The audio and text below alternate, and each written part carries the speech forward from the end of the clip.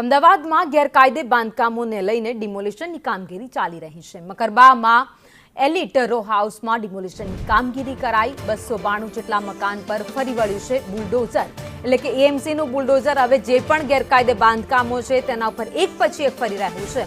Reserved plot, TP road પર જે મકાનો બનાવવામાં આવ્યા છે તમામને તોડી પાડવામાં આવશે। તો અનિચ્છનીય બનાવ ન બને તે માટે પોલીસ બંદોબસ્ત પણ ગોઠવવામાં આવ્યો છે।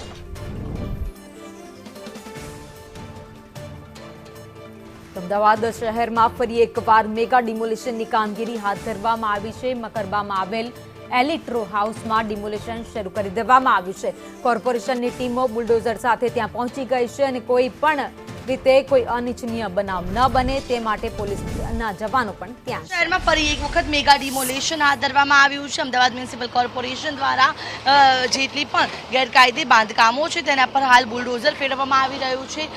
મકરબા વિસ્તારની અંદર આવેલ આ જે અલીફ રો હાઉસ છે ત્યાં તંત્રનું બુલડોઝર છે તે ફરી વળ્યું છે।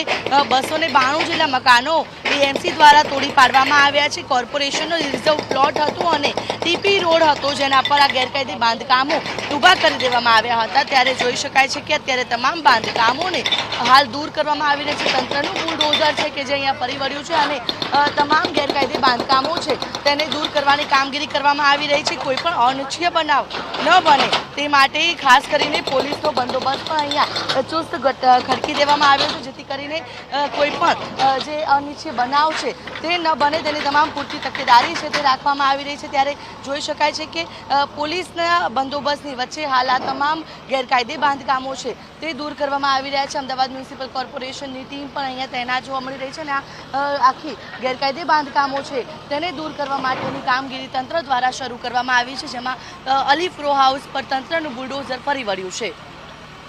કેમેરા પર્સન મનીષ વાણિયા સાથે આયુષી યાજ્ઞિક, સંદેશ ન્યૂઝ, અમદાવાદ।